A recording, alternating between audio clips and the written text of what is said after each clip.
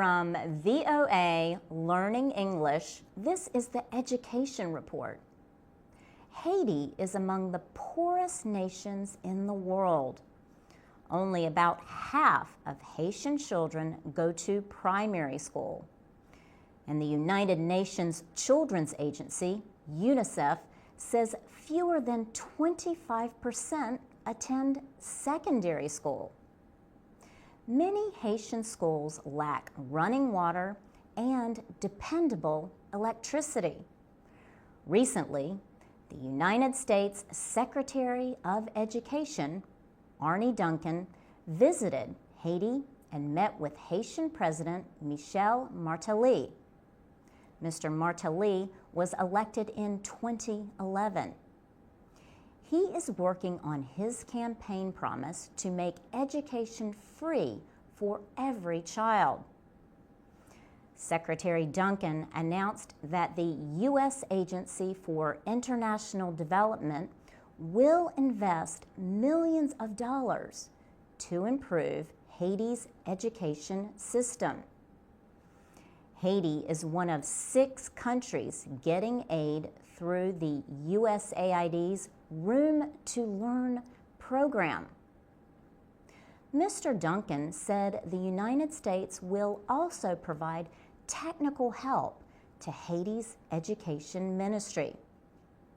The Education Secretary spoke later with VOA's Creole language service about his visits to schools in Haiti. One school was for children forced to live on the street.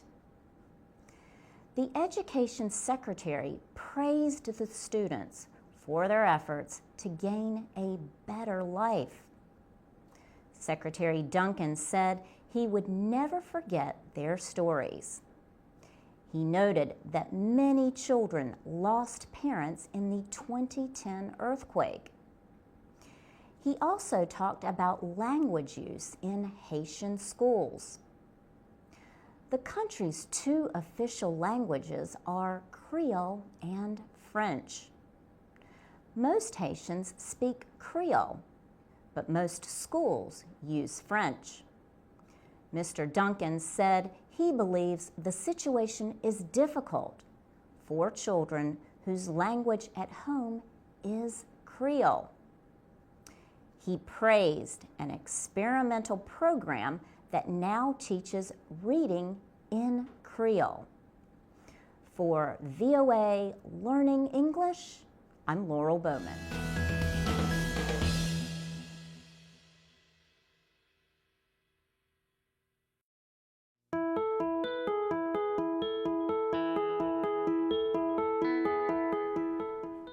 From VOA Learning English, this is the Education Report. Former British Prime Minister Tony Blair has urged governments around the world to support tolerance programs for young people.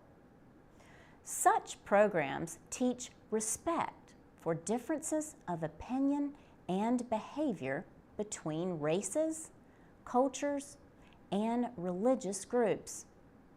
Mr. Blair said that these programs make it possible for students to accept people who are different from themselves. The former British leader described education in the 21st century as a security issue. He spoke last month at a meeting of the Counterterrorism Committee of the United Nations Security Council. The former Prime Minister currently heads the Tony Blair Faith Foundation. The group seeks to help prevent prejudice, conflict, and extremism. It operates tolerance programs in more than 1,000 schools worldwide. Mr. Blair said the world faces extremism based on what he called a perversion of religious belief. He said this way of thinking abuses religion to justify violence. The former Prime Minister said belonging to a group can provide a sense of identity, but he believes that a misguided sense of belonging can make people think of others who are different as opponents. The Tony Blair Foundation has operated the Face to Faith school programs for 4 years. It now reaches 50,000 students between the ages of 12 and 17. Some of the students live in Western countries, such as Australia, Canada, Italy, and the United States. Others live in Egypt, India, Indonesia, Jordan, Pakistan, and the Philippines. Mr. Blair urged governments to start many more tolerance programs. He said his foundation is willing to work in any country that invites it. For VOA Learning English, I'm Laurel Bowman.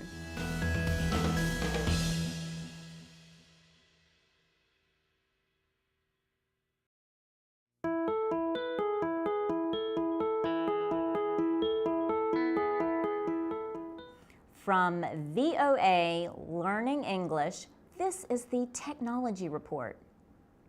Getting a taxi ride in most cities is as easy as raising your hand high in the air.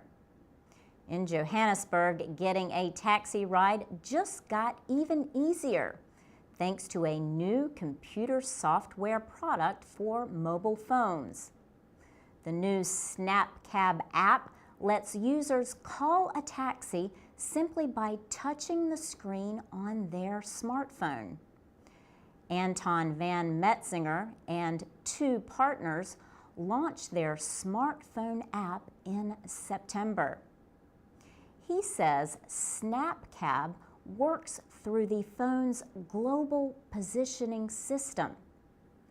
Touching the GPS connects the user to the closest taxis and lets the user request a ride. The telephone then provides information about the taxi and its driver. The passenger knows exactly which taxi is coming and can follow its movements on their smartphone. When the ride is done, the passenger can either pay the driver directly or pay using the phone. Mr. Van Metzinger predicts that in a year, most payments will be by credit card. Yet, many people are not willing to make payments with a mobile app. Arthur Goldstuck writes about South African technology. He says many South Africans lack trust in the payment technology. He says the average internet user needs to have been online for 5 years or more before they are ready to start buying and paying online. But there have been success stories. An app called PowerTime sells prepaid or pay-as-you-go electricity. Before PowerTime, people would have to go to a fueling station or store to buy prepaid electricity. PowerTime has now expanded into paying for other services. Many now use PowerTime to pay water bills and airtime for mobile telephones. For VOA Learning English, I'm Laurel Bowman.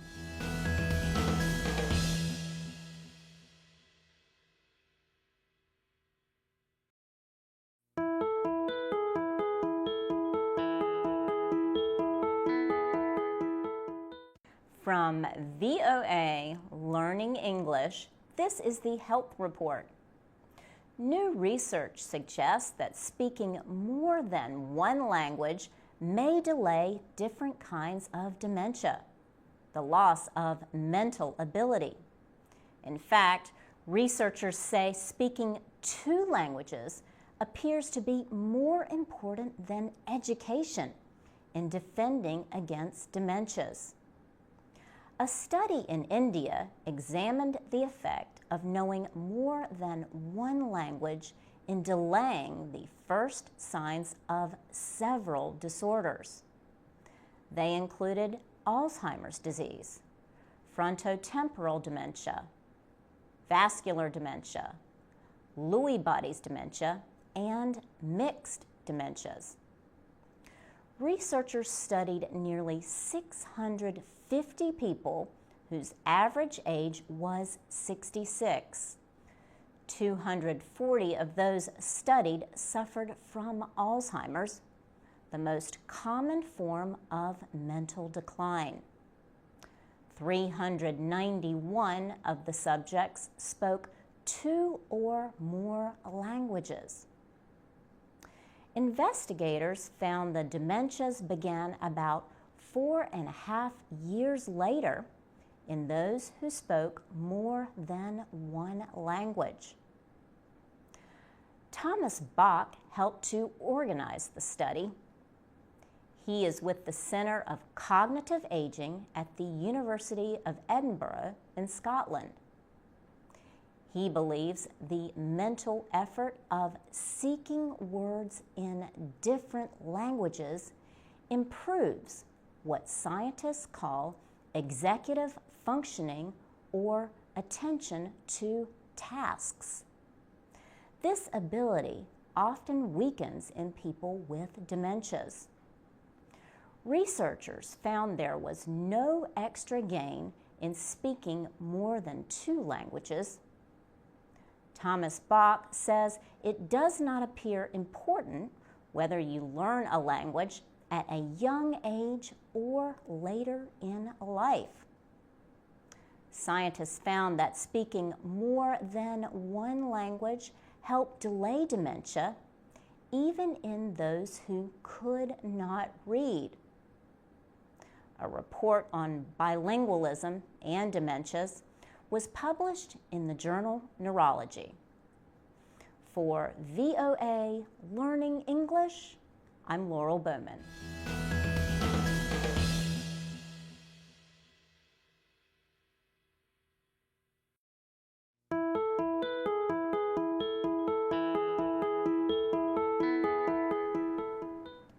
From VOA Learning English, this is the Agriculture Report.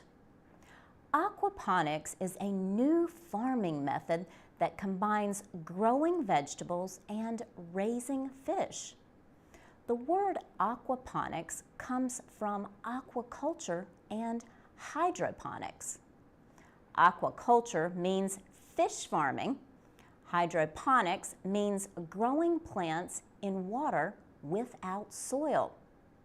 Supporters say this is an efficient way to produce healthy food. At Silburn Aquaponics Farm in Baltimore, Maryland, more than 200 fish swim in a container called a fish tank. The tank water is rich with fish waste. That water flows through a system that filters or cleans it. Then it flows into nearby tanks where vegetables grow. All of the farm's plants are grown directly in the treated water from the fish tanks. Farm manager Laura Janello says that the fish provide all the nutrients the vegetables need. The roots of the plants in turn clean the water for the fish. The floating farm produces about 5 to 10 kilograms of vegetables a week. Ms. Janello expects to raise about 250 kilograms of fish a year. Environmentalists praise aquaponics because fishing threatens many wild species. At least half of the world's food fish are produced on farms. Waste from fish farms causes pollution. Dave Love is a researcher at Johns Hopkins University. He notes that there are fewer and fewer fish in the ocean. He says fish farming and the waste it produces will continue. Ellen Perlman operates an aquaponics farm also near Baltimore. Her fish tanks need to be heated when the temperature drops. That costs money. It is one reason Miss Perlman has not yet made a profit.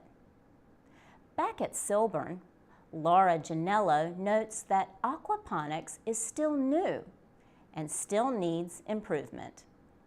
For VOA Learning English, I'm Laurel Bowman.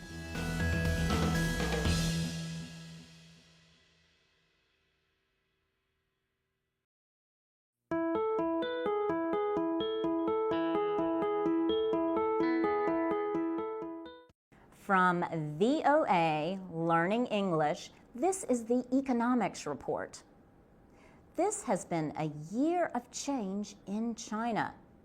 The Chinese economy is slowing down, and many citizens are calling for social and economic reforms. For the past 30 years, economic growth in China has lifted millions of people out of poverty. The country is now a world power, second only to the United States. But its growth has slowed, and social problems are increasing. Many people now agree that China must change the economic model it has used since the 1980s.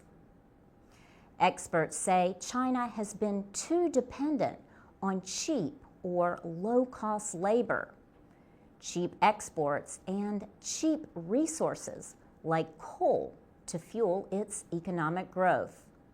Now, as wages rise, the world economy continues to struggle, and Chinese citizens are increasingly worried about the environment and pollution. Yang Jisheng is a Chinese journalist. He says the country cannot continue to operate as it has. He says there has been talk of a new model for more than 10 years, but change has not been possible under the current system. So, what China needs now, he says, is even more reform. Chinese President Xi Jinping and other top officials met recently to discuss plans for dealing with the country's problems over the next 5 to 10 years.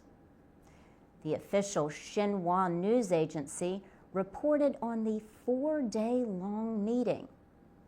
It said the Communist Party suggested a greater role for the free market in China's state-controlled economy.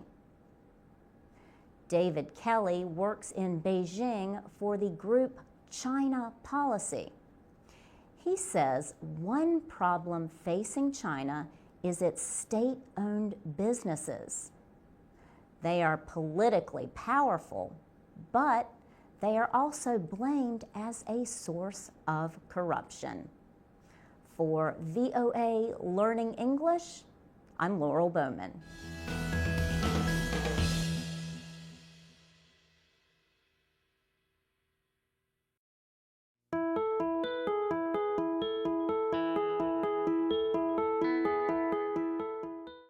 From VOA Learning English, this is the Technology Report.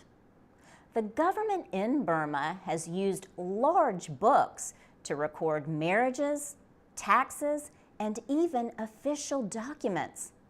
But this paper-based system is going away as government agencies move to computers. Meet Cha works in Burma's Ministry of Information. He is responsible for bringing all 36 government ministries online by 2015.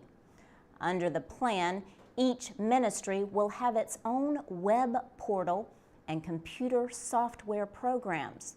Meet Chaw says social networks will make it easier for government officials to connect with the public.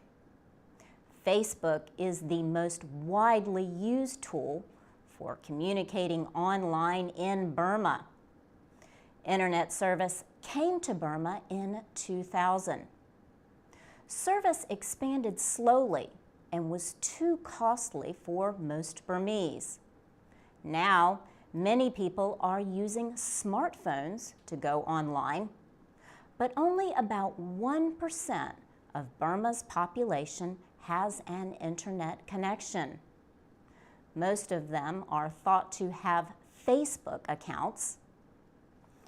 This year, the American-based group Freedom House described the internet in Burma as not free. It noted barriers to availability as a major problem. However, restrictions on many websites have been eased, and officials have reduced the most severe sentence for violating Burma's Electronic Transactions Act. Yet, observers say Burma still has a long way to go to create a free internet environment. Napon Lot is a former political prisoner. He was charged with crimes under the Electronic Transactions Act. Now that he is free, he advises the government on its communications policies. He says the government now uses the internet to ask the public for comments, a big change from even a few years ago. For VOA Learning English, I'm Laurel Bowman.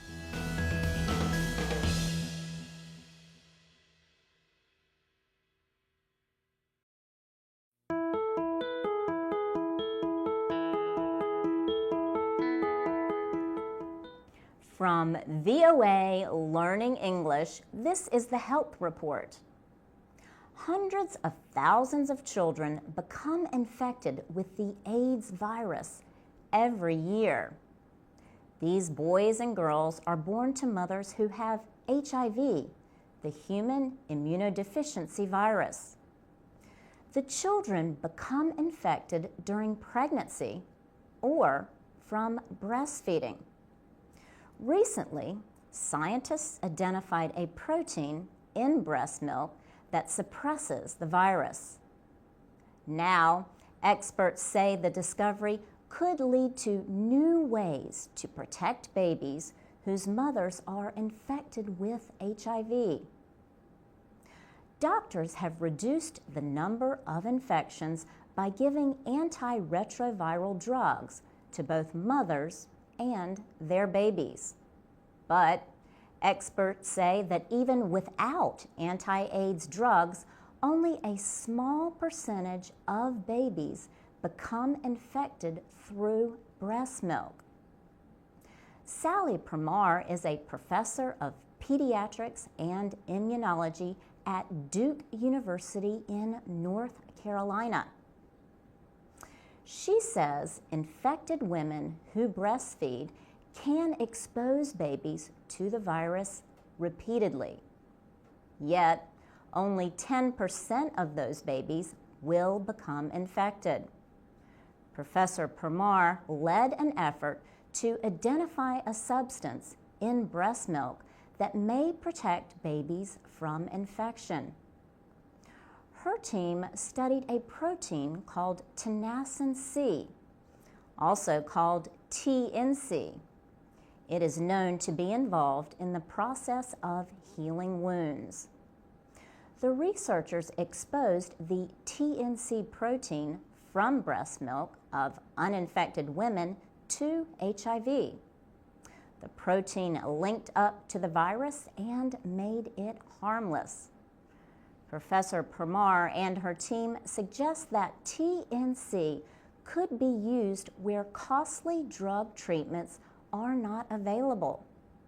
She suggests that this natural part of human milk could be given to babies before breastfeeding to provide more protection. The team reported its findings in the journal Proceedings of the National Academy of Sciences. For VOA Learning English, I'm Laurel Bowman.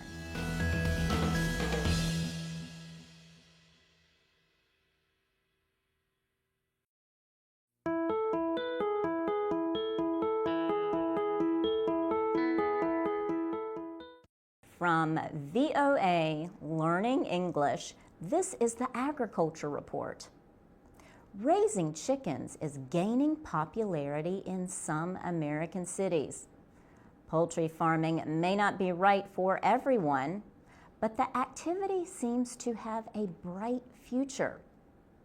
Collecting eggs is a daily pleasure for the Hurst family in the state of Maryland. Naomi Hurst says her family started to raise chickens behind their house a month ago. She says they had considered it before, but did not have time to learn how to build a shelter for the birds. Then they learned about a company called Rent-A-Coop. Rent-A-Coop is a chicken rental business. It provides a chicken shelter on wheels, 2 egg-laying hens, feed, bedding, and water and feeding bowls. Tyler Phillips launched the company with a partner 18 months ago. They promise to answer questions on what they call a 24-hour chicken hotline. The materials and the chickens and the telephone service cost $185 for 4 weeks. After the 4 weeks have passed, customers can extend the rental agreement, return everything, or purchase the chickens and the supplies. Mr. Phillips says the company sets up an average of 12 to 15 chicken coops every month. He designs and makes the coops, buildings where the birds are kept. He says he uses many recycled materials so as to do as little damage as possible to the environment. The Hurst family hopes their farm teaches their daughter to be caring and responsible about farm animals. Naomi Hurst says when they pick up the eggs, they always say, "Thank you, ladies." Some cities require people to have large pieces of land if they want to raise farm animals. Tyler Phillips expects that will change as interest grows in small chicken coops. For VOA Learning English, I'm Laurel Bowman.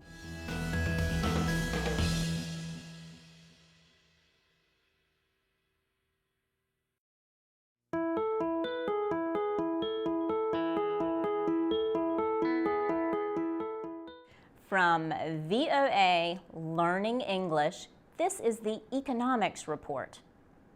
A United Nations report says the world's poorest countries should re-examine their economic policies. It says these countries are failing to create jobs for their citizens. The report says the policies will not reduce poverty because so few jobs are being created. And it warns of social unrest and growing numbers of immigrants if the situation does not improve. Tafra Tesfaciu is with the UN Conference on Trade and Development. He says a new way of thinking is needed. He says economic growth needs to create jobs. The World Bank and International Monetary Fund have called for economic stability and liberalization policies in poor and underdeveloped countries. But such policies have failed to create many jobs, even during the economic expansion from 2002 to 2008. During that period, the economies of many least developed countries grew 8% or more each year. The UN has identified 49 least developed countries. They were defined as nations where personal income was less than $992 on a 3-year average. The report also considered the economic problems each nation faced and its rating on the Human Assets Index. The index measures health, school attendance, and the ability to read. 34 of the least developed countries are in Africa. There are 9 others in Asia, 5 in the Pacific, and 1 in the Caribbean. Tafra Tesfaciu says countries should invest in labor-intensive industries to create jobs for the millions of unemployed. He predicts problems in areas that move directly from agriculture to a service-based economy while ignoring manufacturing. For VOA Learning English, I'm Laurel Bowman.